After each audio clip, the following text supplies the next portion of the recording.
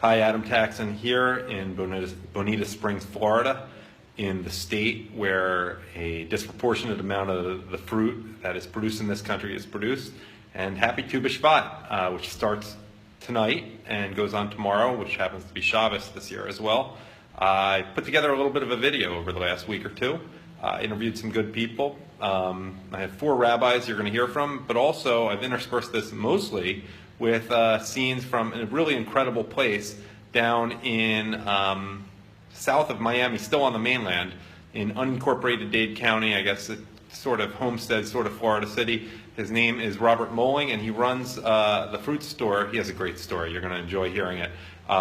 His name's Robert Moehling, and he runs Robert Is Here down there. And I have a lot of shots from his store, which you really have to get to know if you're anywhere near the area. It's also worth a special trip. And I talked to him for a while, and I think you'll enjoy it. We'll hopefully get you in the Tu B'Shvat spirit, whether you're religious or not, whether you're even Jewish or not. So let's start off here with an interview that I merely recorded of Rabbi Nochum Kurinsky in Chabad at the Beaches, which is in Ponte Vedra Beach near Jacksonville. And the interview is conducted by 10-year-old Zohar Ben Simon. I hope you enjoy that, and I hope you enjoy the whole video, but I'll be coming back in a bit.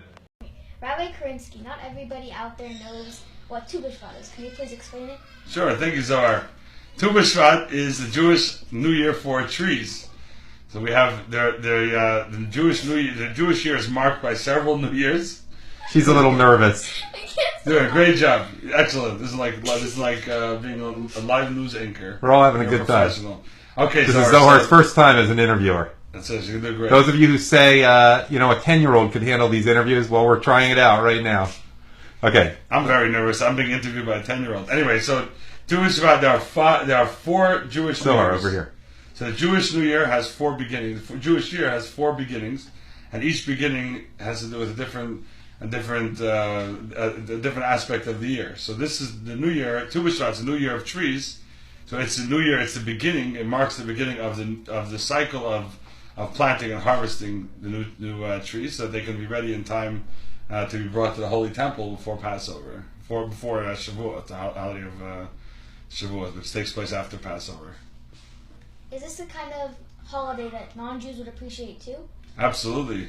It's very interesting that nowadays there's holidays like the Arbor Day, and people are very curious and interested in all kinds of greenery and trees. The Tu B'Shvat is quite different than other holidays.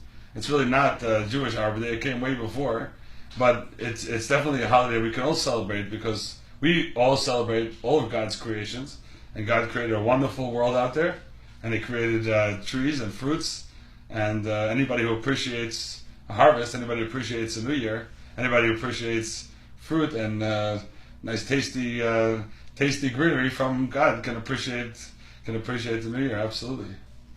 Why does Tu B'Shvat have to be at a time of year like this? It's not like it's mentioned in the Torah like the way Passover is in springtime. How did your ancestors 100 years ago in Poland and Russia even get fruits in January and February? My ancestors were in Morocco, so it was easier for them to get fruits. I think my ancestors might have called your ancestors and got some fruit from them. I don't know. I wasn't there, but I can tell you that Tu B'Shvat's a holiday.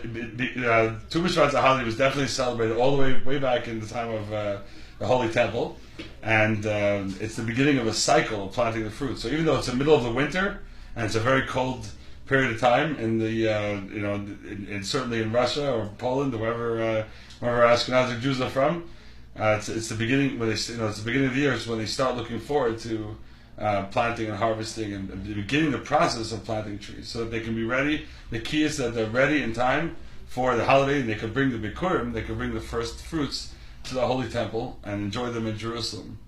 And so now there's a cycle. It takes a little bit of time for them to be ready. We also need some time to calculate our harvest and figure out how many fruits we had last year and the year before, and when the cutoff date is to start recalculating our harvest, so that we know what to bring to the Holy Temple. So it has to be middle of the winter when the fruits stop growing, and a new crop can start growing. So I think your ancestors in Morocco had a harder time because the fruits are probably growing in the winter time. So I don't know how they calculated. But when it's cold, it's easier to calculate. You have the old fruits, you have the new fruits. It's pretty easy. Is there anything else you would like people to know about Tu B'Shvat? I just think that Tu B'Shvat is it's a great holiday because it's a forgotten holiday, and it's a very important holiday. And certainly, as we get closer and closer to the coming of Mashiach, the time when the world will be a world of peace and no more war, and we'll have the rebuilding of the Holy Temple in Jerusalem, and we'll have the ingathering of the exiles, and it'll be a tremendous time. It'll be an incredible period of time in the world when the world will really God will be revealed in the world like the water covers the sea. This will play a very prominent role in our day-to-day lives, and so we don't. And nowadays, it may not seem as important to us, but certainly we hope that very soon it's going to be a very, very important time. So in a way, Tu B'Shvat is also very messianic. It's very hopeful. So it teaches us about, it gives us something to look forward to for the future. So join along and have some fruit from Israel. Besides, you'll also be supporting the Israeli economy. So I have one of the seven species, and it'll be a great time. Thank you, Rabbi Kurinsky. All right, thank you, Zohar. Well, that was a pretty good basic introduction to the holiday for you. Again, a minor holiday. That doesn't mean we don't love it. Now moving on to, I want to mix it up between rabbis and actual fruit. So let's go on to Robert is Here, the first of 3 parts I'll have from there. And by the way, the website for that phenomenal place is robertishere.com. And the name will be explained later, by the way. I know it sounds random. Hello, Adam Taxin here in Florida City, Florida, or possibly Homestead, Florida, right at the foot of the Everglades. This is pretty much, we're at the southernmost point, close to it, of the continental U.S. because we're not including the Florida Keys in that.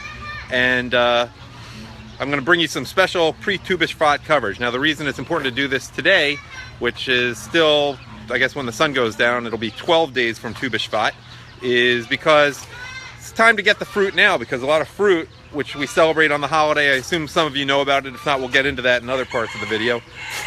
Fruit needs time to ripen, so now is the time to start making preparations, and now is the time, if you're in South Florida or anywhere near there, to come here or a couple other places. But this place is an institution, and not that eating animals, even if they're kosher, like this guy over here, I guess these guys are too, some ducks, but we have all sorts of things. That's not an important part. A lot of kosher animals here. That's not a part of Tu B'Shvat, but they have all sorts of stuff. It's a great tourist place. Hey, you want some attention? Come here, come here. What's your name? Look at this. This has nothing to do with Tu B'Shvat, but publicity seeking. What's your problem? Okay, we got some ducklings here. This is a screamer. I like this guy. Come here. Will you have a talk with us? Apparently some people here are upset about Trump's ban in the airports, but they have not been. Oh, we have a turkey. Look at that. Okay, we are going to get to the fruit, but there are some emus. But let me introduce Charles Lopez, who was a star of my pregame coverage of Trump in Miami back in September. He lives near here and agreed to join me. What's up, Charles? Hi, Adam. Thank you. Thank you for that introduction. And Charles' girlfriend, Patty, who is going to be translating things into Spanish. So Charles is from Cuba and speaks perfectly fine Spanish. Patty does not speak, she speaks perfect Spanish. English could work. She's from Colombia, and the two of them, because of where they grew up, know these tropical fruits very well. And one thing that's very interesting about the fruits you can get here, if you've seen some of my other videos, is that you can grow certain fruits here that you can't grow anywhere else and that you can't import into the U.S. because of USDA laws, diseases, etc. But they do grow around here, so you can get them. And the point is, you're supposed to celebrate a lot of different types of fruits you might not ordinarily eat. There's the store. We're going to go in there in a second. But let's see some emus. I think they have some. Were those emos out there? In the back. Oh, we're going to go hit the emos before we get to the fruit. Only grow below the Broward-Dade County line. Yeah, they only grow. They can't even grow. All right, the wild, wild west out here in Florida City. Yeah, you only can in Dade County. only in Dade County, which you are a resident of. Yes, sir. Have been since 71. 75, and formerly a resident of Cuba, right? Before that, New York. Oh, New York. That's right. I knew Before that. that, New York, and before that, Cuba. Yeah, but so you had a much better fruit selection in Cuba, even under yeah. Castro, Ooh, yeah. who we're happy is dead, right? Well, yes, we are. We're happy that. Okay, where are these? Oh, there! Look at that guy. That's an emu. See, we're showing you these meat. Those are not kosher, by the way. So do not slaughter one of those for Tu B'Shvat. And they sell emu eggs in there. Hey, emu, come here. Okay, now let's go in. We tease them with the animals. Let's see the fruit. I think the goats are eating out there. Let's go inside and see. This selection is pretty amazing that they have in here. All right, tell us a little bit more about your relationship with fruit. Charles and Patty are not Jewish. They are just experts on fruits who live nearby, and we like them. And Charles has a lot to say about politics. Maybe we'll get to that later in another video. Oh, fruits is the best. Come on, hey, don't end this line video. Why do I have it on close-up? Shouldn't be this close. Okay, there we go. That's much better. In Cuba, it's a tradition for the kids to go out into the farms, into the mango trees, almonds, guanabanas, climb for the tamarind and the, I forget it. It's the little small one. We call it mamoncillo. I think it's the big trees. So yeah. And you have a mango tree at your house. Mangoes are not in season now, so the mangoes that you get here, which are delicious, I've had them, are Kent mangoes from either Ecuador or Peru. But you do have a mango tree at your house, and you can grow mangoes that are decent in Dade County. Not too many other places, but maybe some other places in Florida. No. Only No, I met someone from Central Florida who said they grew mangoes. Did they? Yeah. I don't know if they were any good, but all right. So let's look at some of these fruits that you will never see anywhere else. Again, we're encouraging you to come to South Florida if you're trying to observe the holiday. These, for example, are grown locally. I don't know if Robert grows them himself, but they're grown locally. They're called jujubes. I've heard that term used for candy, but I've never even tasted one. I think I'm going to be buying one of those. These mangoes are delicious. My mom particularly loves them. You can get them other places in Florida, at least. They are imported from mango. That is the famous Robert of Robert is here. They're still busy at this time of the day. What's up, Robert? We're going to come to you as soon as you're done with the customers. Some of the really great things. These are locally grown. Guavas. Anything? These guavas. What's that? I've never seen guavas like this. Never. These are Asian. These are Asian, but they're locally grown. See, you can grow them here, even though the weather's terrible today. As you can see, we even have a live band here. Let's show them this one, guanabana. I think in South America, some countries call it chirimoya. Do you call it chirimoya? Chirimoya? Banana. Okay, in Peru it's called chirimoya, I think, because I have been to Peru. These are incredible, but let me show them what this is. And this is true. It is really delicious. I'm going to be buying one of these. This is wild. This was not here a month ago when I came here. Check it out. Jackfruits. They're huge. You need a special knife to cut them. And I don't know if it's worth the effort because you have to oil the knife. It tastes like pineapple and vanilla. They are a lot of work. Are they? I've never had them. You've never had one? You should probably buy one of these. And I imagine most Jewish people who are celebrating Tu B'Shvat will not have any connection. Mame sapote. Let's see. Now this is hard, so this might be good on the holiday, 12 days from now. They're extremely sweet. They're almost chocolatey. I wouldn't say chocolatey. They say it tastes like a fruity flan. I agree with that. Cheesecake or pumpkin pie. I Show agree the with inside. that. Oh, they have an inside. Oh, right. This is the inside of a mame sapote, and this is the guanabana, or as some call it, chirimoya. Is guanabana the same thing, Robert, as a chirimoya? Oh, it's a different fruit. They're just closely related. I don't know if they're even related. You can't graft them. You can't graft them. They're not compatible trees. Oh, they're not compatible. Let me introduce Robert. What's your last name, by the way? Moehling, M-O-E-H-L-I-N. He's the guy behind this stand. He built it 50 years ago when you were 57 years ago when you were like 13 years old. 6 years old. You started getting in the business. My dad stuck me out here. Our family was dead broke, and just every nickel kept our head above water.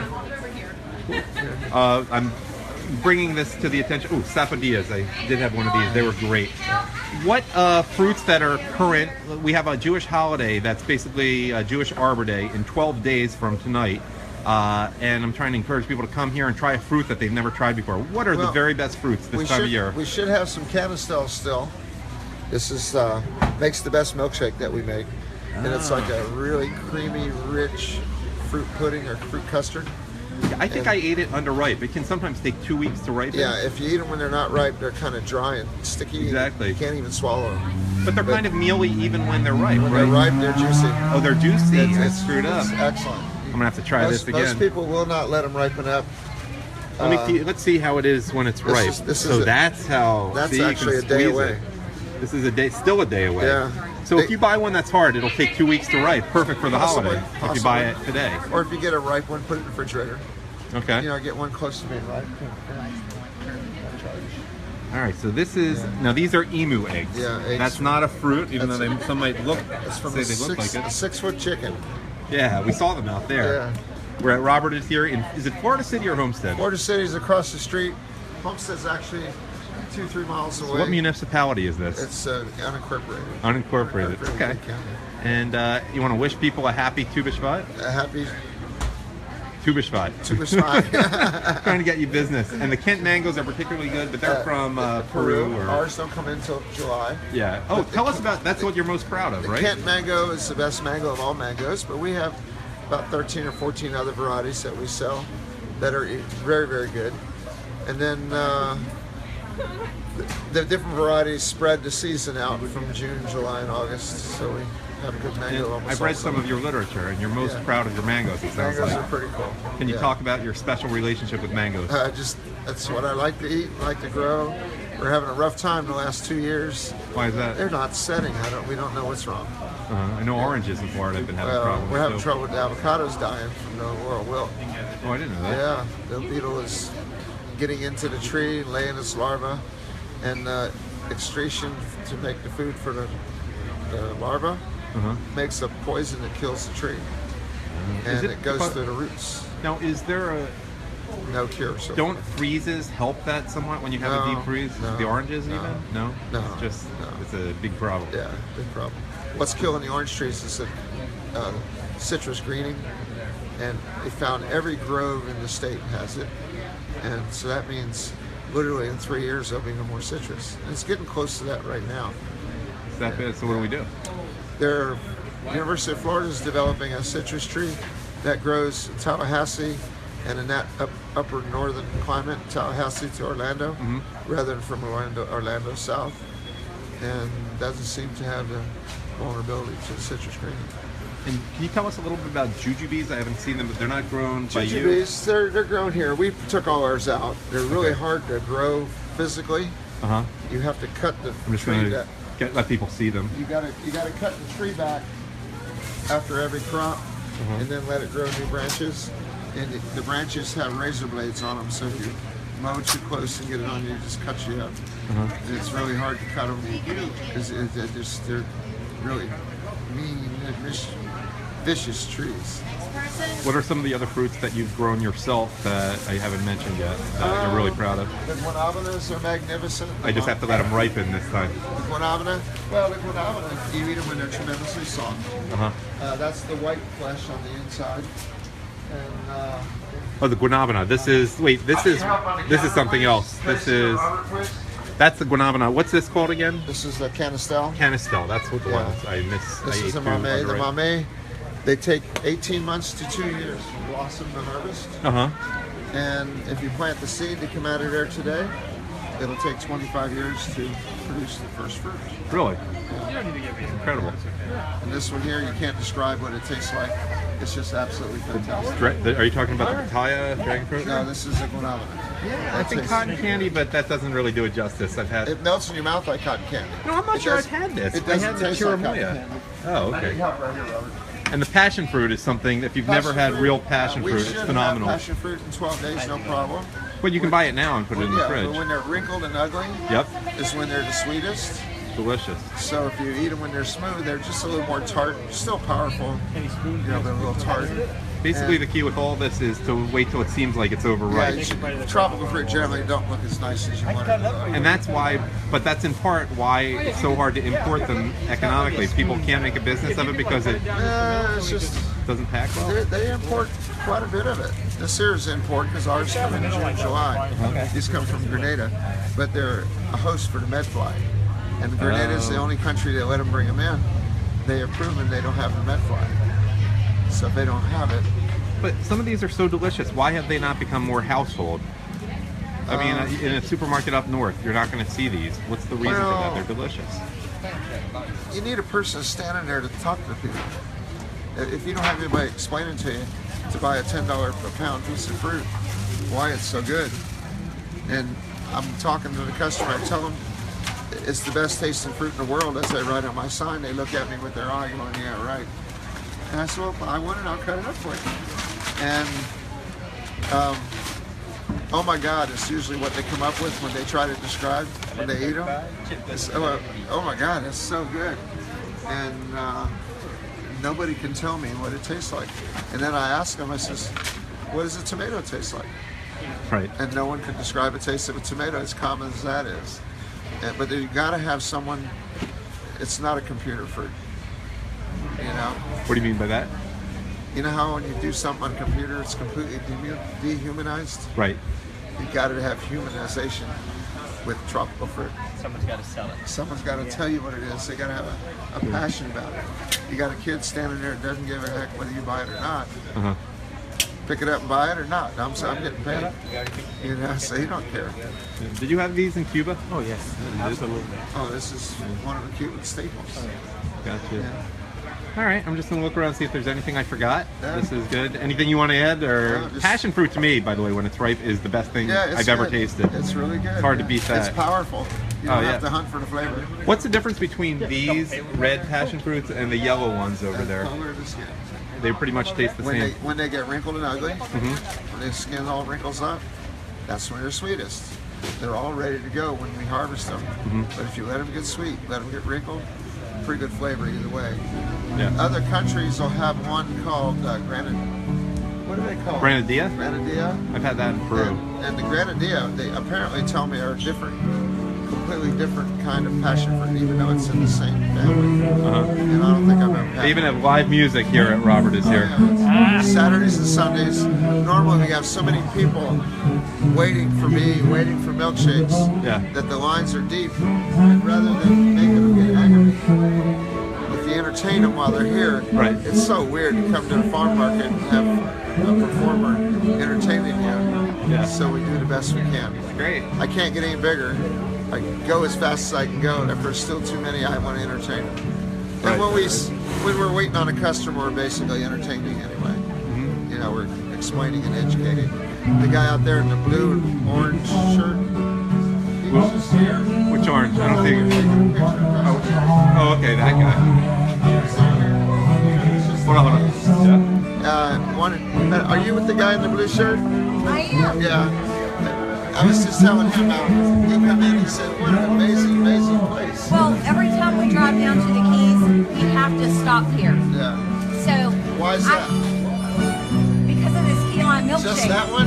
Not Just the rest it. of the place? Not kosher, but Well, I don't know what any of this quite good. tastes like. So I imagine. I've heard you talking about it. I don't know what it tastes like. The So next, I get the key lime if milkshake. you don't know what it tastes like, that means you should never know. No. See that? Next time, get a Canistell. Canistell? Yeah, it's the best milkshake we make. It is. I love key lime though. It's okay. Try it. So will you take a picture with me with my key lime milkshake? All right, thanks, Robert. Thank you. Appreciate it. I just want to also mention tamarins. These are a little more common, but a lot of people have never tried them. This is another fruit people could try for the first time. They also have green giant heirloom tomatoes here. I have not tried them, but I imagine they're delicious as well. All sorts of stuff. Avocados here, though avocados that sounds like are threatened here in Florida. Bananas, these are just old bananas. Okay, what should I add, by the way? You want to try? Do one for the camera. Taste the heirloom tomato. Pretty good? Robert is right. It's hard to explain what a tomato tastes like. True. Pretty much true of anything. Delicious, delicious. Okay, anything we should get on here when we finish up our coverage from Robert is here? Anything I forgot? Let's just give a nice look of the place. The ugly fruit, which are something people might want to try. They're not from here. These are from Jamaica. But these are phenomenal. By the way, you should watch Robert. His little segment got over 1,000 retweets. Was it September? It was he and his daughter Natalie just were talking I guess during the Trump event, like outside, and got 1,000 retweets. I think I have it on YouTube as, you can probably Google YouTube under Trump Nation Miami father-daughter. It'll probably be the first thing that comes up. You can see. I think Natalie's going to come up first.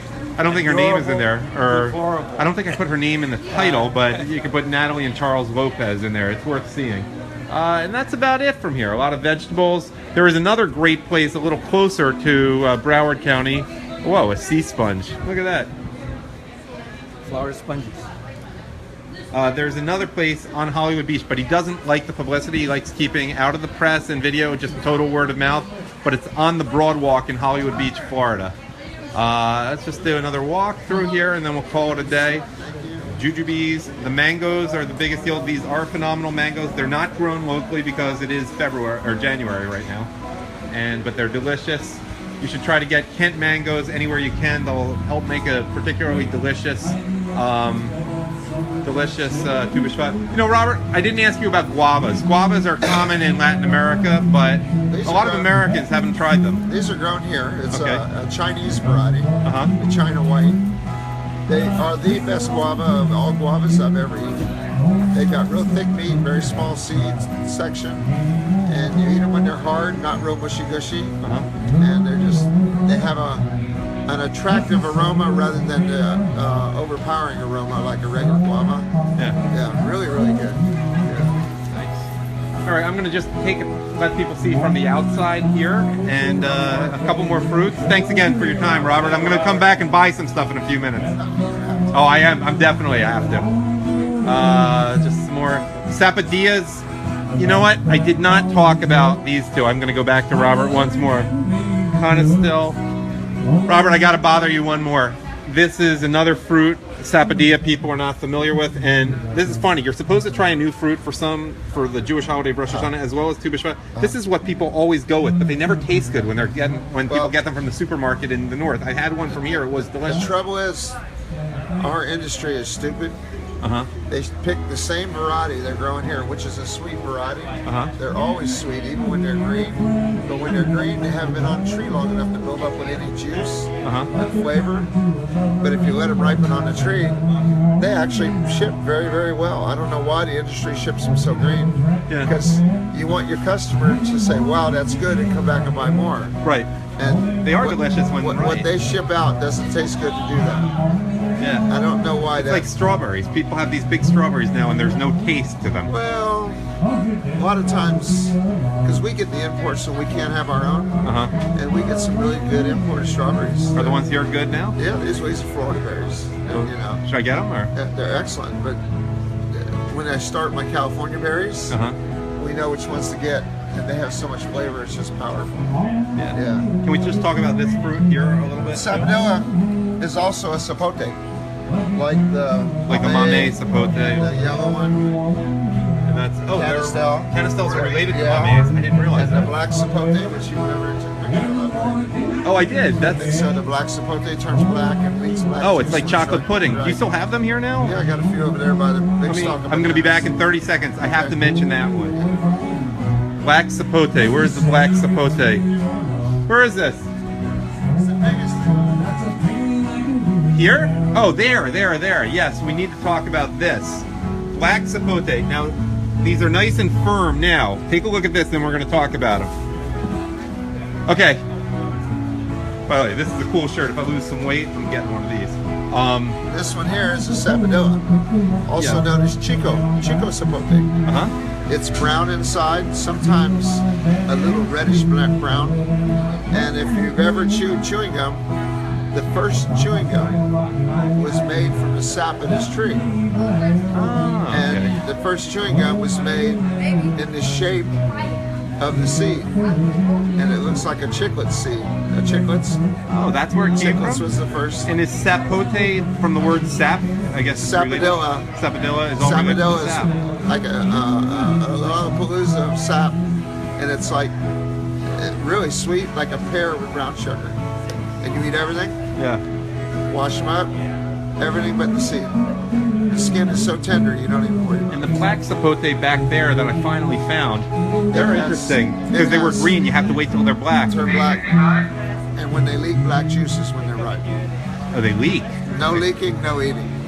Really? Yeah. And they really have the texture of chocolate pudding and even taste like it. We make our chocolate fruit milkshake, and people go crazy for it. They're really good. And so we covered everything. And the This is related to the mamey, right? Right. Sapote. It's a Carl sapote. Lopez again? Sapote is related to Sapote is a family of fruits, and just like apples have different varieties of apples, Yeah. it just so happens that Look, the Robert cuts it up for you. The mango. Yes. that's the Kent. They got no strings. Yep. Delicious stuff. There will be more from Robert is here shortly, 2 different segments, but I want to give you a chance to learn a little bit more about the holiday.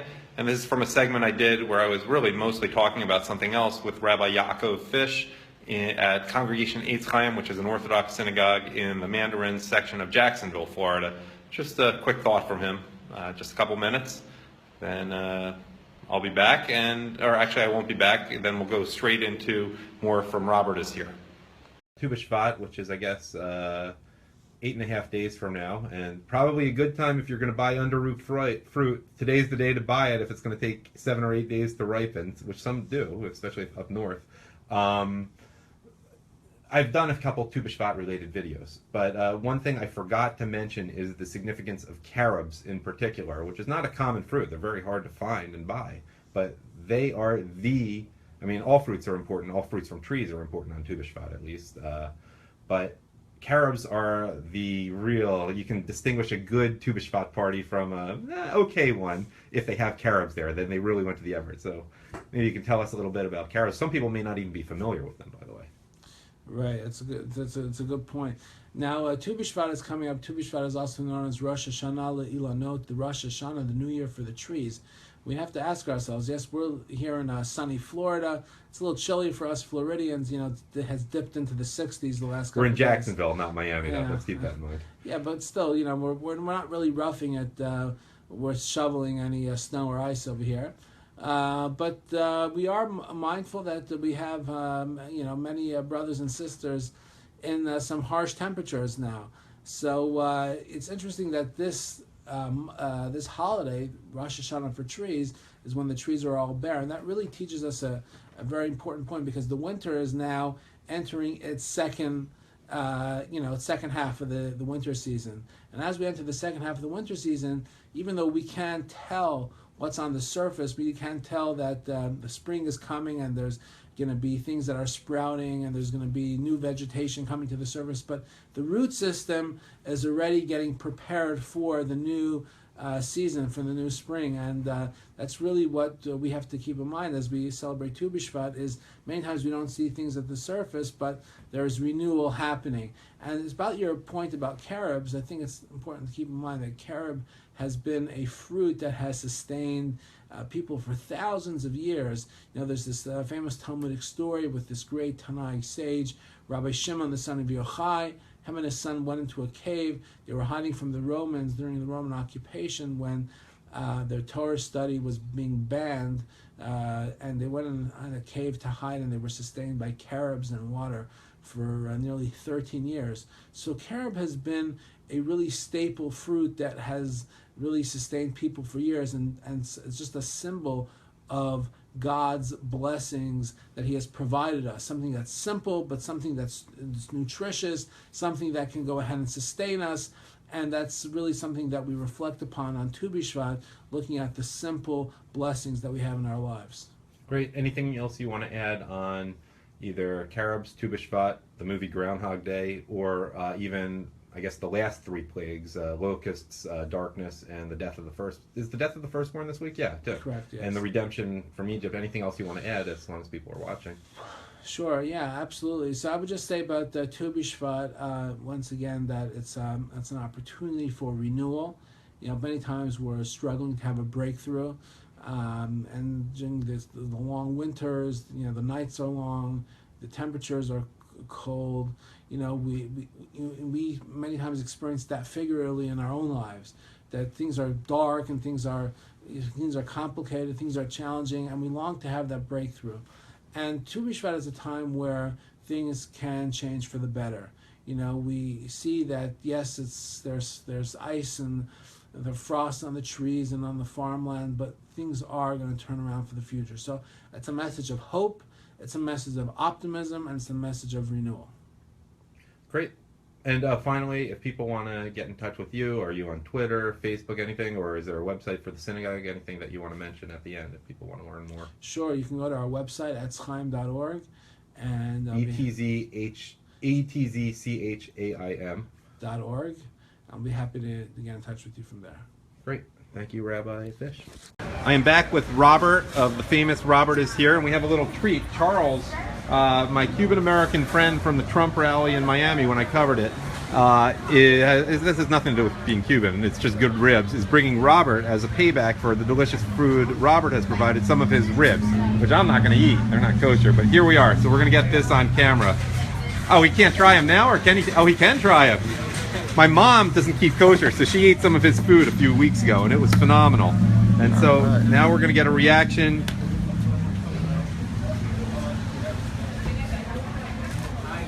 Excellent. What do you smoke them with? I smoke them with a rub from Norman Brothers. What kind of wood? I use hickory and oak chips and guava sticks, guava wood. You can taste it. You can taste the guava, right? It's different. Yeah. We're definitely going way beyond Tu B'Shvat now. That's not kosher. I gotta tell you, Robert. Is your bunny ribs? None of them are Jewish. What's that? Bunny ribs. They're bunny ribs. Now let's get a good lip. This is what we're all missing out on, guys. It is a sacrifice, apparently. It is. Have another one. Have another one. Where'd you get the recipe, Charles? Ah, my microphone's not in. Hopefully the sound's okay here. That's big. Look at the meat on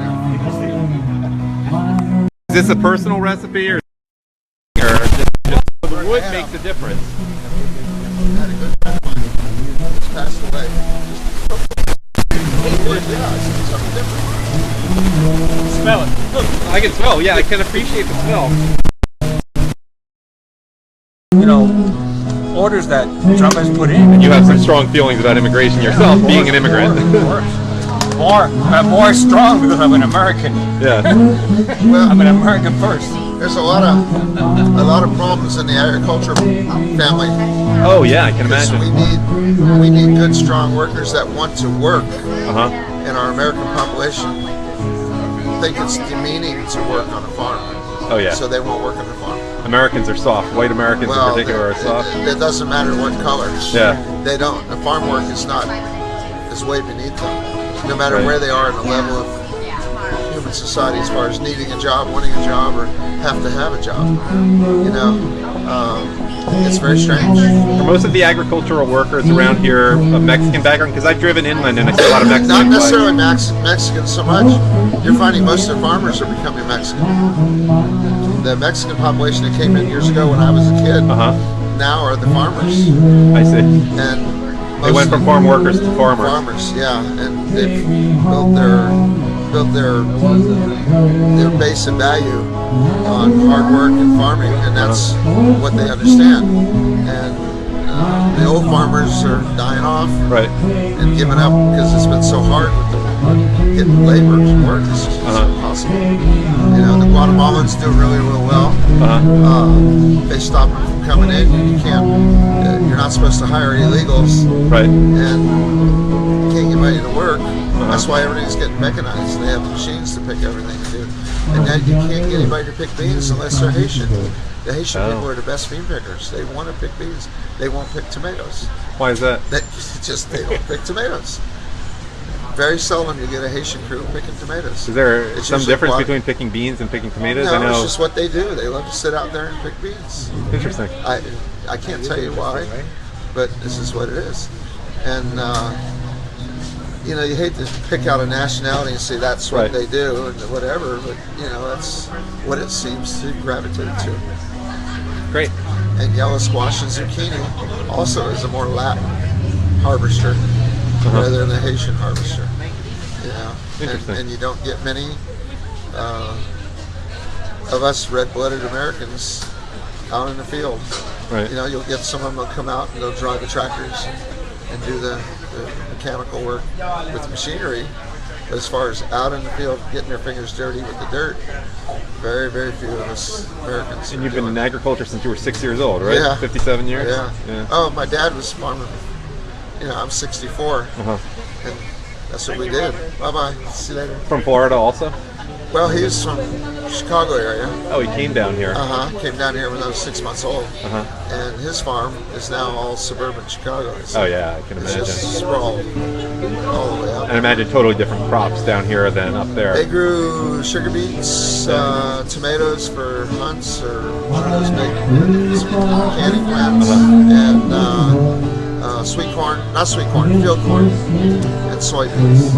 Yeah, for sure. Yeah. So he came down here. He loved the weather. He had a rough time with it, though. He didn't make any money on his farm. Oh. Yeah. And he actually quit farming when I was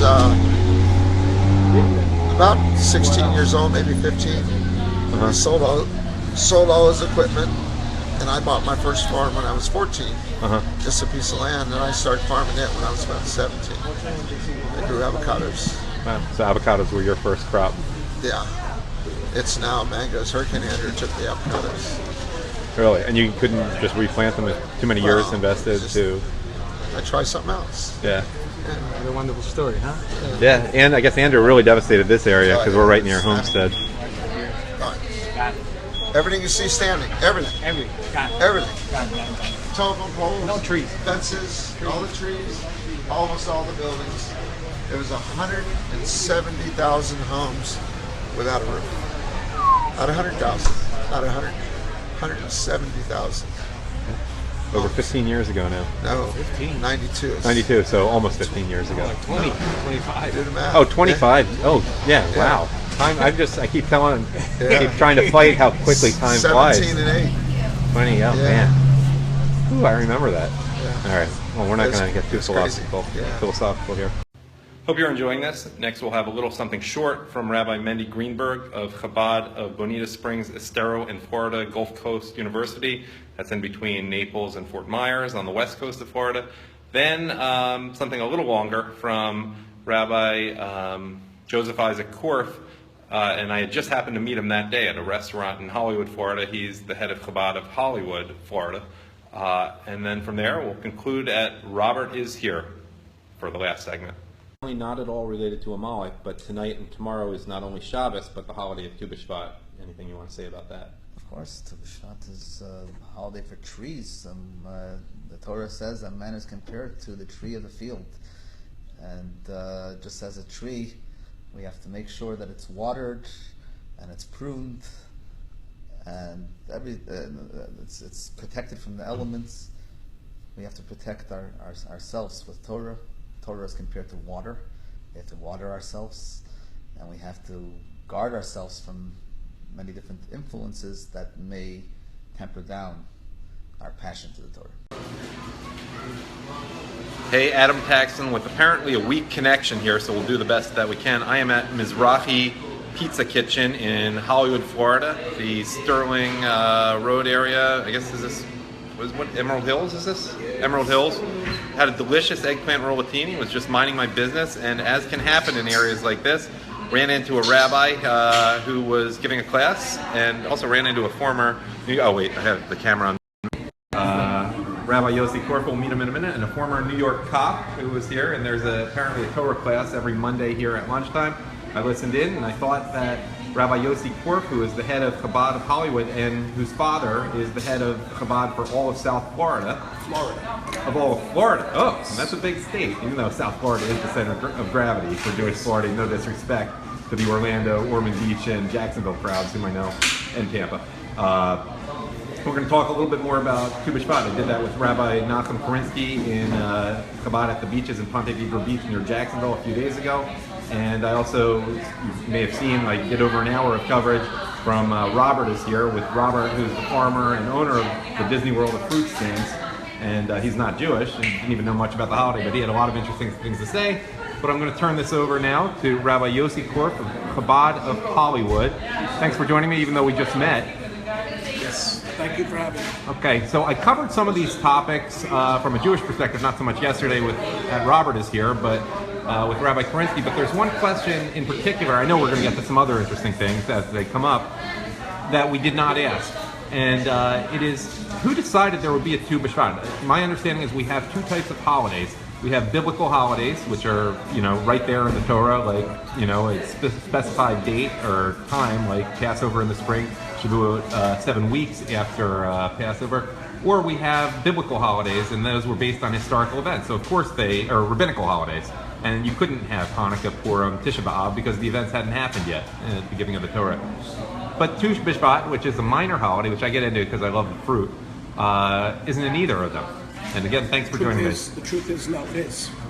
It is also a rabbinical holiday, which has a basis, as all rabbinical holidays do, in Torah as well. The origination of this holiday is in the Mishnah, which is rabbinical. Right. The Mishnah, the Talmud. Yeah.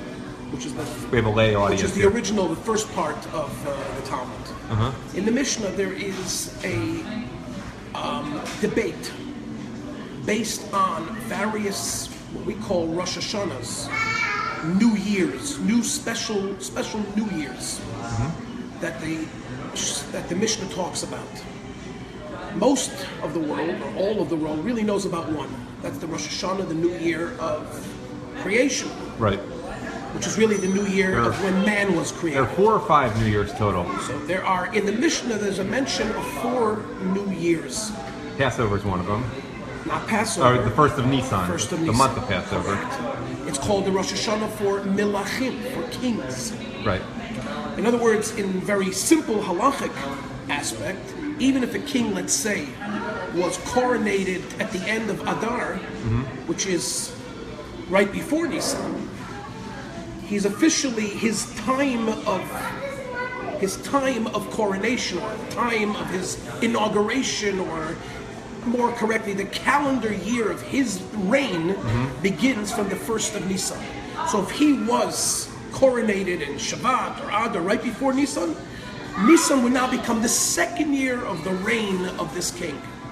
The 1st of Nisan becomes the Rosh Hashanah for kings. But that's a Rosh Hashanah which is for kings. What's the 4th one besides Tu B'Shvat? Is it 1st of Nisan? Is it the Simchat 1st of Torah? Nisan? No. Even though that's the New Year for this reading 1st of Nisan is for the kings. Yep. The 1st of Tishrei is for Rosh Hashanah, yeah. all people, for all of the universe, right. or people in general, even non-Jews. Yep. Even though it wasn't the universe created on the 25th of Elul. But man was created on the first day of Tishrei. You have also the New Year for... what's the 4th? Yeah. I'm trying to remember now. The New Year, the 3rd one, for our purposes. I'm leaving the 4th one. The New Year of... You stumped the rabbi here. I didn't learn that Mishnah in years, but maybe it'll come back to me. But for now, I just don't recall right now the 3rd. Someone will comment on here. Maybe. No doubt. I'm sure. Probably Rabbi somebody who has the Rubenfeld. ability to look into a book right now, by all means, or Google, or as they call it, Rabbi Google. But the 4th one, for our intents and purposes, is the New Year of trees, which is very interesting. That although trees are a part of the creation, and to a certain extent are judged like all creations on Rosh Hashanah for all of the universe, but there is a unique and special, distinct time which God sets aside just for trees, and decides, or the heavenly court decides, the prosperity, the success, the lack of success that's going to accrue to trees for the next year, and decides it on this time of the year, which is the New Year for trees. And what's physically going on? Let me just finish one thing. So what happens is there's a question when that New Year is. According to Beis Shammai, in the Mishnah, it's on the 1st of Shvat, which we just celebrated on Shabbat, Rosh Chodesh, right. the 1st of the day of Shabbat. According to Beit Hillel, it is on the 15th day of Shvat, which is the actual halachic day that we celebrate the New Year for trees. There is a question and explanations, which the Lubavitcher Rebbe also explains, as to why Beit Shammai holds that it's the 1st day of Shvat, and why Beit Hillel holds it's the 15th day of Shvat. It's the basic difference in general between Beit Shammai and Beit Hillel as to how they look at things in general in halacha. Do we look at it in its in the way it is in, the word would be in potential, in potentia, or do we look at things in actuality? Beis Shammai always looks at things in its potential. And therefore, according to the Mishnah, the beginning of the end of this, the beginning of the growth begins in Rosh Chodesh Shvat, the first of Shvat. So essentially, it's when the tree starts growing as opposed to dying from the previous year. When the tree starts to get its sustenance from what is then considered in the Mishnah the rainy season and begins to take root, germinate within the ground. Gotcha. That is still potential yet. And I will add, there's not even any roots yet, so to speak. This is when it takes place in Israel, as opposed to Florida, which would be a little sooner, and Northeast. Australia is different. We always count halachically according, or rely halachically according to Israel. Right. Whereas, according to Beis Hillel, the 15th of Shvat is now when the roots, the actuality of growth begins to take hold. Halachically, we always go according to Beis Hillel. We're not going to get into the reasons why and but this is the bottom line. So therefore, out of all the Rosh Hashanahs, this is the only Rosh Hashanah that halachically we celebrate in the middle of the month, not the beginning of the month. You may ask, where is its biblical source? And this biblical source is really the relevance to us and why we, as Jews, celebrate the only Rosh Hashanah that's not really connected with us so much, but rather it's a tree thing, and yet we made it into a holiday. What is it? In the Chumash, we are told when it comes to war, and Israel had to fight against its enemies, there are times you have to kill your enemy. So when the Israeli army, as it were, would lay siege to the city of an enemy, around the walls of the city of an enemy, it could sometimes take months, maybe even years. In those days, what did the army use as a means to sustain itself? Trees. Trees that were fruit-bearing trees that were all around. Says the Torah, and this is a commandment in the Torah, a negative commandment in the Torah, that as part of the strategy of overcoming your enemy, do not chop down fruit-bearing trees. Why? Ki ha'adam, it says over there, because man is not like the tree in the field. Meaning to say, a man, rather the opposite. The Torah says it in a rhetorical flourish, for is man like a tree in the field? Meaning to say, whereas man, who is your enemy you have to kill, is the tree at fault for that? Why should you kill the tree of the field? On the contrary, let it stay alive, so therefore you'll be able to have sustenance and benefit from its fruit that will keep you alive. But we would kill their cattle. Kill the cattle to eat it. Right. But if you kill the tree, you're never going to be able to use it again. Right, no point. So therefore, don't chop down the tree that bears fruit. However, our sages use this rhetorical flourish in a as a statement of fact, which is that you read it a little differently, and you say it, for man is actually like a tree in the field, meaning to say there is nothing in this creation that a man has a great kinship with than the tree in the field. There is so much that we learn for humankind from the trees in the field. And therefore, if we were to take the lessons of trees, humankind in general would be a completely different civilization. There are so many aspects that have direct impact on us, not to mention the biological or the scientific impact of oxygen or whatever that trees give towards the sustenance existence of mankind. There's so much more, both physically and spiritually, that we human beings rely on and learn from the tree in the field, that therefore our sages have made this day the Rosh Hashanah of trees, since it was given a special day itself, not animals, not rocks, but trees, because of its great meaning to the human being, to the people of the world, that we now make this day into an actual holiday and celebration. Let me say one thing, just in case people are watching live or maybe later. I did not know I would meet Rabbi Korf here, and my phone is not very well charged. And I didn't know you were going to ask me these questions. Oh yeah, I'm just saying, but if we're going to go until the phone shuts off because I'm very low on battery power. It was down to 10% a few minutes ago. There's not a plug right here. So we can just keep going about other aspects of Tu B'Shvat. And then I didn't bring in my charger. But we can just keep going and talk about a few more aspects of Tu B'Shvat. And I'm going to edit probably some of this along with my interview with Robert. Robert is here. What's his last name? Moehling or something. He owns the store. And my interview with Rabbi Kurinsky. Actually, it was Zohar Ben Simon's interview. I just filmed it with Rabbi Kurinsky a few days ago. But I'll probably edit this into one. But let's keep going. Other thoughts on Tu B'Shvat that people might not know. Ways. How would you suggest people, even if they're not religious, observe the holiday, even if they're not Jewish? Let me first say that Tu B'Shvat today has become more of what you would perhaps compare to, I think it's called Arbor Day. Yeah. Which is really not. But no one celebrates that. Well, Jewish people have taken Tu B'Shvat and made it into an Arbor Day. Right. Into, what do they call it, eco-friendly day or whatever you want, planting trees or whatever. These are all nice things, and there's not... Especially this year after the forest fires in Israel. So there's no problem in doing that, but the truth is that should be done every day of the year. The unique quality of Tu B'Shvat is not so much necessarily about the trees themselves, because what God judges insofar as trees are concerned is between Him and trees. Mm-hmm. It's the lessons we can take from it. And the lessons are much deeper than simple breathing air, which is obviously necessary for life, but has a far deeper meaning insofar as how our souls and how our lives relate to God and our service to God. Everything can be seen from the tree, can be studied, learned from the tree. One very basic example that our sages give us in relationship to this is that King Solomon says, "Chanoch l'nar al pi darkei gam ki yaskin le'yasser mimeno." Educate a child according to its way, in the way it can understand, the child can understand, so that when he gets older, he will not turn away from it. And our sages give an example of a tree.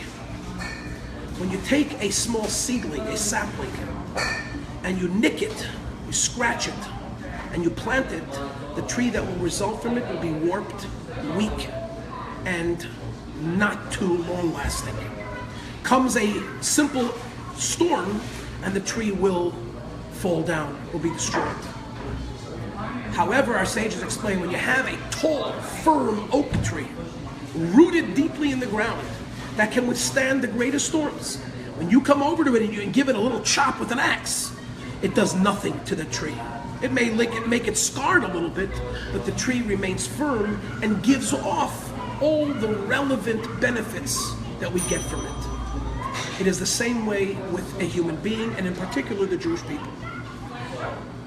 The Rebbe speaks about this lesson and tells us from here we learn the vital necessity to make sure a child has a moral, ethical education from childhood.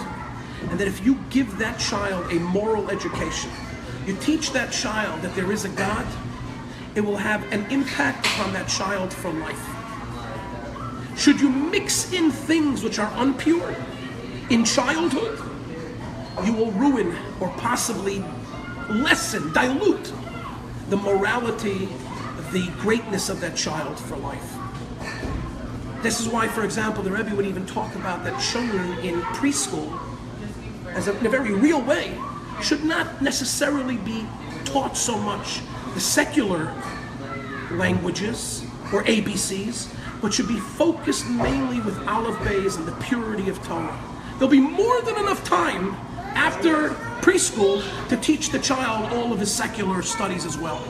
But when a child is so young, so impressionable, and you can truly form that child like a seedling and give it its strength, it will grow up into an oak tree and be strong and impenetrable. Mm-hmm. But when you take an older person who has already received all of that education and is strong in Torah, so even if he bends a little bit here and there, it's not going to impact him or affect him negatively for the rest of his life. I want to point out, Yisrael Yehuda has gotten to us. The first of the rule is the other New Year's Day. That's the New Year's animal type, apparently. No. Actually, somebody just handed it to me, and he's right. It's the Rosh Hashanah of festivals. It's actually also the holiday in the month of Nisan as well. Pesach is the first, is actually the first, what it is, I should have remembered this, the Rosh Hashanah of the calendar year. It's not just the Rosh Hashanah of Kings, but Rosh Chodesh Nisan is also the first, as clearly stated in Chumash, which we're going to be reading actually in this coming Parsha, this Shabbos, Everything's Divine Providence, Right. is Rishon Hu Lachem L'Chodshei Hashanah. It is the first for the months of the year. So Nisan shares its Rosh Hashanah with two things. It is both the first of the calendar year, like you have January is the first of the calendar year, and then you have the fiscal new year. Yeah. You have also the same thing here. You have the first of creation, which is Tishrei, and you have the first of the calendar year, which is Nisan. It also happens to be the Rosh Hashanah of Kings because of that. And then the New Year for trees is obviously Tu B'Shvat. Thanks And- anyhow, Yisrael Yehuda. Any other final thoughts? Because this is probably going to expire my battery very Okay, just soon. perhaps one final thought would be that one of the beautiful things, or the main things perhaps about trees, and the Medrash Gemara tells us a beautiful story about the beauty of trees and the shade that it gives to those who sit underneath it. And that the shade and the fruit that come off of it are how you can really tell the benefit and the beauty and the meaning of a tree. A tree is really here to serve mankind. And ultimately, mankind has to learn from it if it wants to be a beautiful man, a beautiful person. If you are a person that doesn't just stand on your own, but your fruit, your leaves, your branches give benefit to others, then you have understood the meaning of a tree. And you've understood the meaning of Rosh Chodesh, La'ilanot, the new year for trees. If Chas v'Shalom you don't, you are not bearing anything of consequence, you have nothing to give others, you're here merely for yourself, you're all about your own narcissistic desires, and you have not understood the meaning of trees and what they are here to represent. So it's not that we have to save trees or that we have to protect them. Rather, when we start to really understand what Rosh Chodesh, Rosh Hashanah Le'ilanot is, we understand it's that they protect us. They teach us, and we have to learn from them. And when we do so, we become strong, powerful, fruit-bearing, successful, and beneficial to other people as well. And that's what a Jew is supposed to be about, to be beneficial to others, to help others. And that changes, transforms darkness into light. Gotcha. Let me ask you one other thing. If people have enjoyed watching you right now and they want to, hear you, is there anything online? And what do you have here in Hollywood, Florida? Well, first for of all, people who are in the area? we have a small show here in Hollywood, Florida. Right now we're in a temporary place, but we're soon moving into our regular show, which is on 46th and Thomas in Hollywood, right on the edge of Hollywood Hills, right near Emerald Hills, right near Sheridan. We're right on the Fort Lauderdale border here, right? No. Oh, no? No, in Hollywood, in the heart of Hollywood. Okay. Also, I have my weekly Lunch and Learn class on Facebook now. Joseph Issac Korf is my full name. You can see me on Facebook. And you can also email me, rabbihcs@gmail.com. HCS represents the name of my shul, Hollywood Community Synagogue. So I'm always here to answer questions, and I'm always here to help people if they need some advice. That's what I do. And I'm happy to do so for anybody who needs that advice, counsel, or help. Adam Taxin here at Robert is here. The Disneyworld of Fruit stands in Florida City, Homestead area. I use both of them because frankly we're in unincorporated county, and I was rushed before because I was trying to get the afternoon prayers in by sunset. Now I'm not in a rush, and Robert's going to join me for some bonus coverage. Robert, thank you so much for your generosity with your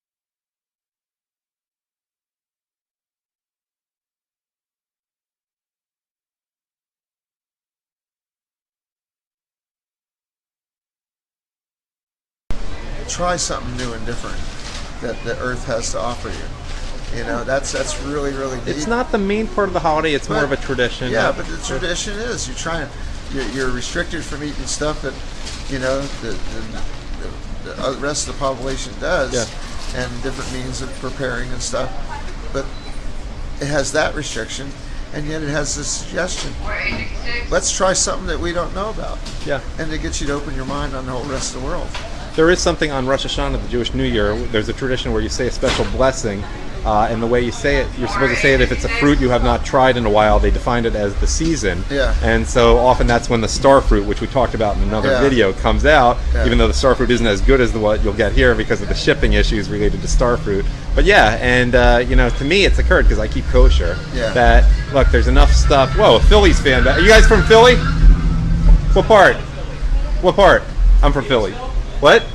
Oh, out in Chester County. Yeah. Okay, cool. Yeah. I'm interviewing him. I'm from Rose Valley, but we're getting back to Robert here. Yeah. Maybe next year will be better for all our sports teams. I doubt it. Yeah. Okay, back to where we were. It's a Philly thing.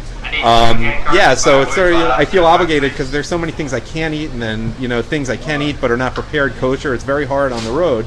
But when it's fresh fruit, you know, you really want to take advantage of everything out there, because there's so much. So anyhow, back to you. But it is kind of nice to have people open to try. That's what I do all day long, is push people into buying stuff they don't know about. Yeah. And open their minds up, open their eyes up. And their biggest thing, I don't know anything about it, I never had it. And I tell them, does that mean you should never have it? Yeah. If you never have it. Well, I think that's something I should have if I've never had it. There's so many things. Well, there's a saying I have, as you can see around the world what's going on, life is very cheap. Someone can take your life like that for no reason at all. Right. And they are doing it. The most expensive thing about life is not living it. So if you're here, you might as well live it. Right. Yeah. So why don't you show us some of the things that people are missing out on and should feel badly if they've never tried? Well, you did a very good job with your scope of all the weird tropical fruits. When my mom was alive, she used to preserve them and can them in jars. And she was taken from us. Somebody took her life in her house. Oh dear. And a good friend of ours had a commercial kitchen, and he took her recipes, and he made her recipes for almost 20 years. She was killed 8 days before Hurricane Andrew. Oh dear. And then he finally retired. I guess he retired about 5-6 years ago, so he did about 16-17 years for preserves. And to get another company to do them and comply with all the rules and regs of the health department, they had to be certified again. And he didn't have the recipes. He did them all out of his head. Oh no. And we didn't have anything. So we had to redo her recipes, and I got about 20 of them certified. And oh my God, what it cost. It was about $7,000 to $10,000 each recipe to get it certified through a chemist to make sure it's right with a good flavor. And then these companies that make the preserves, because we just can't do it, we're too busy. We farm. That we see all back there. Right. They wanted to make hundreds of cases, or thousands of cases of each. And we're not a storage company. So about, I think it was August last year, maybe July, we got a company that is doing 5 or 6 of my mom's recipes that we've recertified. And we've got our jelly section named Grandma Mary's Kitchen. A lot of people don't know the background about that, but it's we do. I'm just going to walk over there so you can see it. And I do have 6 recipes of hers, but all the rest of it is recipes from other places that are certified. Where does it say her name on there? Oh, it's I remember right here. Oh, Grandma Mary's recipe. Got it. But Grandma Mary's Kitchen is up here on. I got a sign up across the top. Oh, there we go. Yeah. Hot sauces here, and no sugar added, juice sweetened. That's great, because that's unusual. Yeah. Soursop is, I guess, the other name for guanabana. Guanabana. Soursop is a Jamaican nickname for it. Well, that's Jamaican. There is a sweet sop, and the sweet sop is not related, but it looks just like it. But if you want to distinguish the two, real easy, you say sweet sop or sour sop. The sour sop's very sweet. Yeah. But Delicious. there's a distinguishing because they are completely separate fruit. I want to do something here. I want to make people feel really bad that they're not getting the most out of life because there are all these delicious fruits that they've never tried. And you have so much pride in your products. And you've worked so hard for 57 years in this business since you were 6 years old. When they come in, they'll feel it. Yeah, I mean, I want just people feel it when you come but in. I want people to watch this, and you know, maybe they've gone to Miami a few times. It's an hour drive from downtown Miami, not even probably. No doubt, there's going to be a percentage, and I'm hoping it's a big percentage of your viewing audience that have been here already and have already felt the intensity that I have for making the customer educated, entertained, and completely satisfied. They're trying something they've never had before. But I'm a mean person. I want them to feel badly that they're missing out on something. That's just they're going to feel good. Okay, they'll feel good when they eventually come here and try something. Nope. My goal and my motto is nothing bad happens at Robert is here. Yeah. Even the feeling, I want it good. We do have. I imagine some people indulge in the fruit so much that you know on the other end. We do have an element of crime. Here? Yeah. We have our guard watching the parking lot, and we still have a problem. There's people breaking into cars as they're having everywhere in Dade County, Broward County, and it just hurts me that happens. I'm not afraid to talk about it. When you drive up, every other post on my parking has a sign on it. Take care of your valuables, pack them away, you know, and if we ignore it, like I put my hand over my eyes, that's not doing the public any good at all. Right. But we don't want anything bad happening here. Robert's here. Yeah. Sometimes people eat too much fruit, and you know they have too much fiber at once. You use the right one. Eat a little papaya with it. Papaya is real good for that. It just doesn't happen. You know, a lot of times. Somebody might be allergic to a mango. Oh. And that's bad. And you don't know it until it happens. My mom went to 70 years old. Never having a problem with mango. Cleaning them, cutting them for preserves, cooking them, eating them, never had a problem. Her last 2 years of her life, she couldn't even be here when they had mangoes in the store. Really? She'd just break out like a big swollen body. Yeah. No kidding.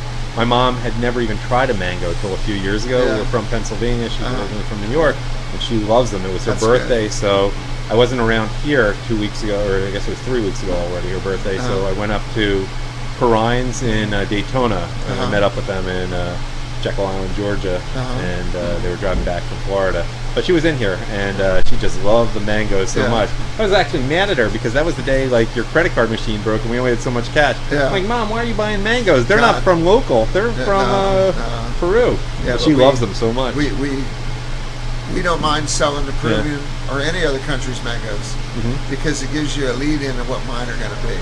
As good as these are, ours are better. But that was a horrible day. Yeah. Our computer went out or something and had customers waiting in line and I couldn't run any credit. We were so screwed up with credit cards and having to have that. So we had limited cash. So I'm like, why are you spending it on mangoes that aren't even grown around here? But she loved them. But we're really proud to have Mom's preserves back on the shelf. Great. This happens to be the mango, which is my favorite. My mom used to take mango preserves and make apple turnovers of it. Just do the dough, throw the mango preserves in there, and cook them up. Let me ask another question about mangoes. If you were going to come here because you were going to make a trip to Florida, I'm not sure anyone will actually do this, simply because you love mangoes and you want to be here at the best time to get your special mangoes. July is the time to do it. By the 4th, in the middle of July would be the best. July.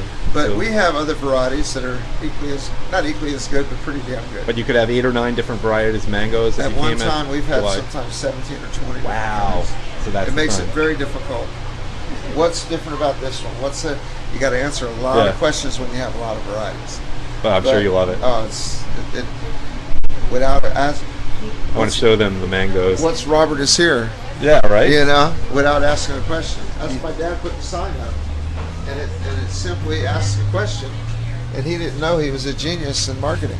These are as phenomenal mangoes as your. Yeah, that's right. Okay, let's talk about the sign. Yeah. Your dad put up a sign called "Robert is here," and you kept it. Here's what happened. Yeah. Dad was growing cucumbers. He was going to go pick the second crop. He had absolutely no money, none. He went to the broker that he brought his first crop to, and he said, "I need a little loan so I can buy some boxes to pick the second crop." And the broker told him, "Not only are we not going to pay you a loan, we didn't sell them. We're going to have to dump them. It was so cheap. The market's just flooded with them." And he said, "You're going to dump them?" And they said, "Yeah." He said, "No, hold on to them. I'll be right back." So he went to the farm, got his truck, went and got his 400 bushel of cucumbers, dumped them out on the ground. They picked new cucumbers, put them in the used boxes, brought them back to the broker, and the next Saturday, which is Saturday was the next day, he put me out here on the corner with a couple bushel of cucumbers and a piece of plywood and a couple field crates holding the plywood up. I sat there the whole day. Not only did I not sell any, nobody stopped. And my mom and dad could not figure out how that many people, now there wasn't a population like now, right? But if there are cars that went by, why wouldn't I not stop? And my mom told my dad maybe they didn't see him there. It was just a piece of plywood, a little fat 6-year-old. And my dad put the sign up on the Sunday. He actually made 2 of them. And the sign simply made a statement, but what he didn't realize is that statement asked a question. There's the sign. This was taken in 1962. And if you go up just a little bit, that's me when I was first grade. That's when I started. Smiley kid. Yeah. Very happy kid. And the sign says, "Robert is here." Well, when you see that driving along, doesn't that ask you a question? It's an unusual name. Like, who's Robert? Yeah. And so people stopped. I sold out probably by noon, 11 o'clock on Sunday morning what the cucumbers he had. And I'm not going to sit here all day long. So I walked home. Now I'm a 6-year-old kid. I got no business walking a mile down the street to my house. And my mom and dad were washing zucchinis. They could have brought me zucchinis out to sell with the cucumbers. They never even gave that a thought. They just wanted to get rid of those few cucumbers. He was mad at me for walking home. He was mad at himself for not giving me more cucumbers to sell. And the next weekend, I was right back out with the same sign. Show again? Doing it on the weekends until Christmas came. And then when Christmas got here, I did... I'm just giving him a different view. I did every day of Christmas holiday. And Christmas was over. And it was successful. It was really successful. So my mom would set up the store on Monday when I started school. And when I got off the bus, my mom made arrangements for Mrs. Knight to let me off over here. I walk over and gather the stuff, the money out of the coffee can. They used to sell Folgers in cans. Yeah. I would put the money in the coffee can if you made a purchase while I wasn't there. And then I'd gather that up, and then I would take care of my customers personally from that rest of the day. And that's how it ran for 2-3 years. So you were a businessman from the start, and a farmer a little later. Yeah, and then this here is a 62. My dad built a little cheeky little piece of junk, little roof for me to stand under. And I hired a lady to watch my market in the mornings while I was at school. Because my mom was helping Dad on the farm. And then when I got off the bus, I would take over for her. She would go home. Wait, were you always right here? Yeah. So, but there wasn't much around here then, or no? Okay. Across the street, when I first started, was woods and Dade County pine, the original pine tree. Oh, there were pines here, because I always thought the name Pinecrest was funny. I didn't know pines were down here. The Dade County pine is the hardest lumber of any lumber. One of the hardest lumbers, anyway. And it's the only lumber that termites can't eat. They can't digest it; it's too hard. Let's get the passion fruits in the background Yeah. now. We can keep talking, fruit. but I want to focus on some of the other fruits that you have that people miss out on. This is a yellow passion fruit. And they start out nice and smooth and beautiful. Yeah. And Why then, don't you try to squeeze it or? and then when they start getting wrinkled, they obtain a sweetness on the inside. That's just fantastic. You know, I had passion fruit from here for the first time. I may have had grenadilla, which is like that in Peru many years ago, Yeah. but I don't, Well, I'm not sure it was Grenadilla right. is yellow. From what I've never had it either. Yeah. But the yellow ones and the grenadilla, they say are sweeter than ours, which could be. But this is ours. Yeah, this is what it looks like inside. It's phenomenal. The question I have is, it's so delicious. Well, I can't have it on camera because I'm holding the camera, but I will show you. It's not the most glamorous fruit. But You eat them seeds and all. it's absolutely delicious. The I quest- would assume, because I'm not a chemist, but I would assume they're packed with vitamin C. They just taste to me Oh, yeah, like- yeah, yeah, yeah, yeah. I've you heard know, that before. I don't know. But I'm gonna they're eat right so after good. your fingers. I don't care. Yeah, sorry about that. But this fruit is so delicious, yet no one eats it. Why is it that, you know, bananas, for example, I know why. I've read the book on bananas about Samuel Zemurray, and economically it works very well because you can cut them 3 weeks before they're ripe. They're perfect for packing, so And they're then the ideal fruit. You can gas them. You can actually hold them in the cooler Yeah, and then gas them to ripen them. but passion fruit just is not economically viable, yet it's so It's delicious, it seems like. Too expensive. What makes it so expensive? That there's so much... It's large. A large acreage will produce so many pounds. Uh-huh. And that same acreage of bananas, say, will produce maybe 50 times the pounds Right. with a lot less energy, a lot less, effort. So, I mean, not that you can grow bananas in the U.S. Remember back in, they don't grow too many. Yeah. They don't grow, there's not many places you can grow passion fruit in the U.S. But you can grow it here. Yeah. Yeah, but I mean, there's Go north, you can't do it. there are a lot of things you have here that Yeah. you can't grow anywhere else in the but U.S. We don't really grow bananas commercially either. Well, you can't grow bananas here, can you? Yeah, you can. You can even grow bananas in this part of Dade County? Right there. Oh, there are homegrown bananas. Uh-huh. No kidding. Oh, yeah. I guess They everything actually grows in grow very southern well. Dade County. They grow very well. They don't like the wind. Uh-huh. It rips up the leaves. If the leaves get ripped, the tree production is way, way, way cut. So the wintertime breeze. You were here, what was it, a week ago? No, a month ago. Well, no, I mean, okay. I You came don't in live late here. December. No. I'm here a lot, but Okay. I don't live here. Because we had even a tornado, we had winds here, it was ridiculous. Uh-huh.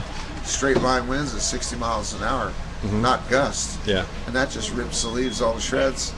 And they don't do well production-wise when that happens. And it's more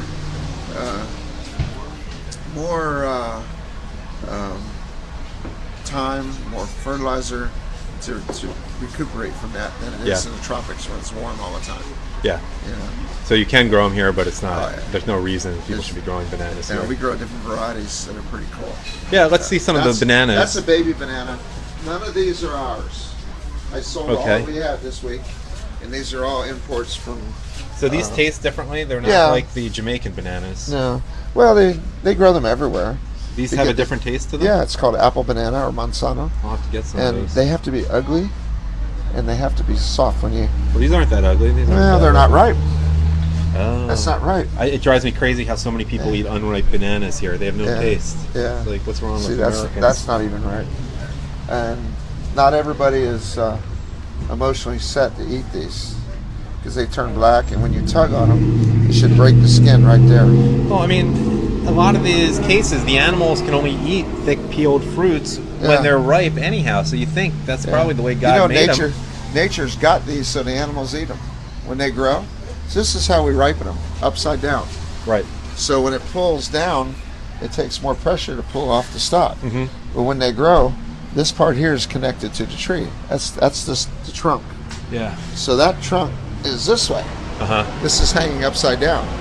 So as they ripen, gravity forces those fingers back open and down, and it rips them off. And they fall to the ground, and the animals get to eat them. Yeah. This is the banana's nature's way of feeding the creatures. Yeah. Well, all these fruits are. Yeah, but technically. this is it's just nature's way. If you can't get up in the tree, you're going to get bananas because they're going to fall down. Right, to you. right.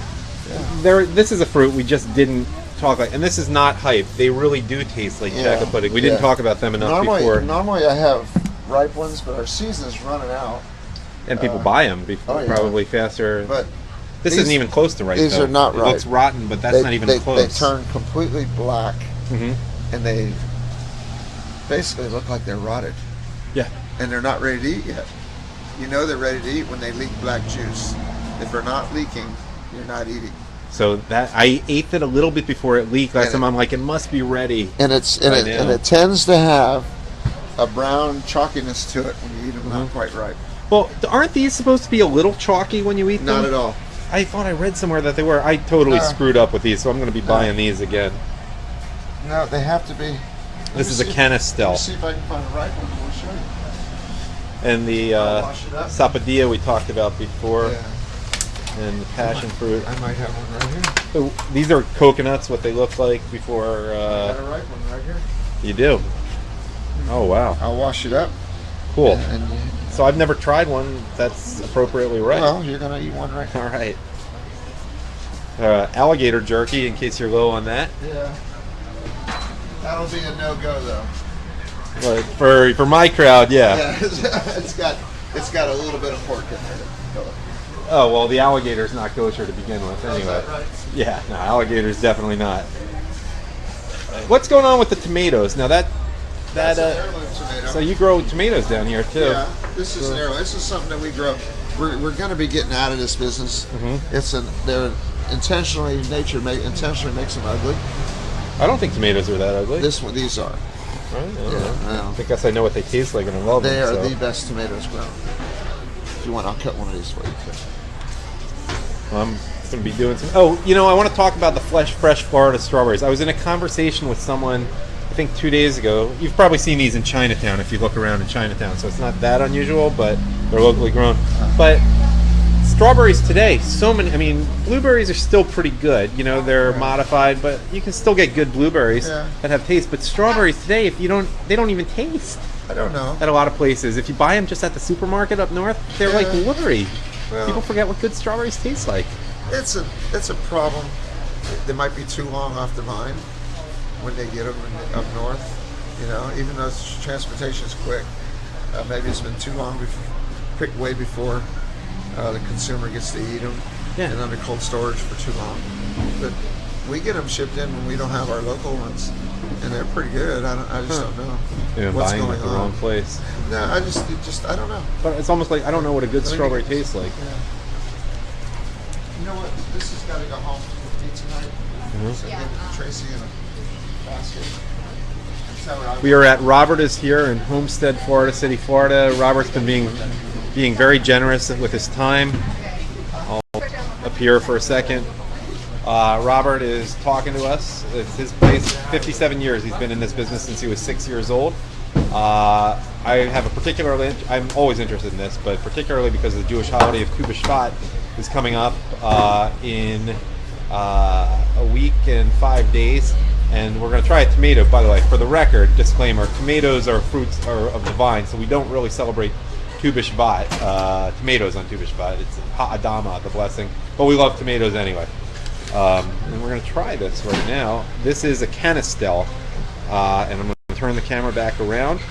I know a lot of you are watching later, not too many of you are watching on Facebook Live right now. I bought these a month ago, let them ripen for 2 weeks. I figured they must be ready after 2 weeks. But apparently they weren't, and I thought, well, maybe some fruits are meant to be kind of mealy, kind of chalky, but no. Reach your hand over and give that a squeeze. Now that is almost obscene, but you've done it. You've done it. That's how you open them. Okay, so this is what it's supposed to look like. It kind of juicy on the inside. Yeah. Where the one you had that you ate too soon. It was too chalky. It was chalky, yeah. And when you eat them, it almost chokes you because you can't get it down. Pretty much, yeah. I mean, it wasn't that bad. Oh, you eat the peels too. Oh yeah, the skin is gone. Yeah. Should I try it? I'm gonna put the camera on me. And when you're a politician, you're never supposed to show yourself eating, but this is a little different. Oh wow! Oh my God, that's good. It's my favorite. That's really delicious. Oh, wow. Isn't that ridiculous? From what you had to this was probably 3 days. Oh, man, that's good. I'm going to keep eating this. Canistel. It makes the best milkshake that we make. I can see this. It I lends, should have did the Brooklyn for a new fruit. it, Never lends had. it lends itself to ice cream. Oh, I can see that. What country are these most popular? It's a Caribbean. It's a sapote, like the mame and the chico. And these are the heirloom tomatoes This here. is a brandy wine. Why are they called brandy wine? It's just, there's thousands of different heirloom tomatoes. The big green ones are called green giants. Is there a connection? Because I'm from near the Brandywine Valley in Pennsylvania. Could so be. I'm That's where curious. most of the heirloom tomatoes And Jersey's big. came from when they came from Europe. You know? Wait, tomatoes came from Europe, but tomatoes originally are a New World fruit, right? Come from Europe. All of the I mean, heirlooms. eventually, but originally, The like Columbus heirlooms. found. I mean, tomatoes, Well- potatoes, corn, all are from the New World, no? Well, But the flies like them too, clearly. the heirlooms are all from Europe. They went over with Oh, okay. with big It's ships. been modified.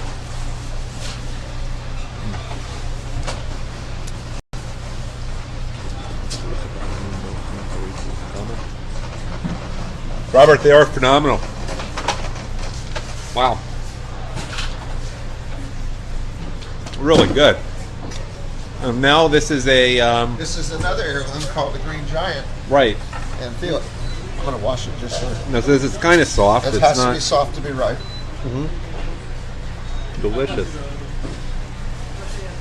Not best camera work for me right now. Sorry, I've been too focused on eating. I forgot I had the camera on. No problem.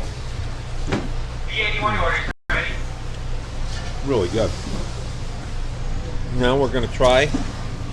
This is Again, come down to Robert is Here in Florida City Homestead. If you're Jewish and live in South Florida in particular, you have no excuse not to stock up for Tu B'Shvat over here. Though tomatoes are technically not what we're celebrating on Tu B'Shvat, but Wait, let me get it. while you're here, got to get some salt on them. Who knew I'd be doing this today? We've definitely gone away from the religious significance. Oh, Okay. yeah. You had a And red so- ripe one. Now you got a Okay. green. It's green. Never does turn red. Yep. A little bit of salt. Oh wow. Choke my. These are delicious too. Isn't that crazy? Yeah, you know what? You wouldn't think a green tomato would have flavor like that. It's really weird. It does. Yeah. I mean, If you want to grow some of these, go to tomatogrowers.com. Tomatogrowers.com and order the magazine, and that's where I get all my seeds for all the heirloom tomatoes, the pickles and stuff like that from the old country. anything else I should emphasize? I mean, Just I want to keep this short. it's just Come here. we love it. We love our customers. We think my son's getting the old tractor fired up. Yeah, but it's just fun. Yeah. That's all. It's just the hustle and bustle of life seems to slow down here. We do all our math on a paper bag. Yep. We no computers. No. People love it here. It was so crowded when I was here a month ago. I've never clicked the mouse on a computer. Oh wow. We do this like we did 57 years ago. And just there's 3 rules in life. I don't care if it's business, religion, marriage. There's only 3 rules: honesty, integrity, and hard work. Come on down. Well put. Thank you, Robert. Good deal. Thank you for all the time you gave me here at Robert is Here, which you can find at robertishere.com in the Florida City Homestead area of Dade County, Florida. And for the Jewish people watching, get down here soon because Tu B'Shvat is only 12 days away. And hope you enjoy it.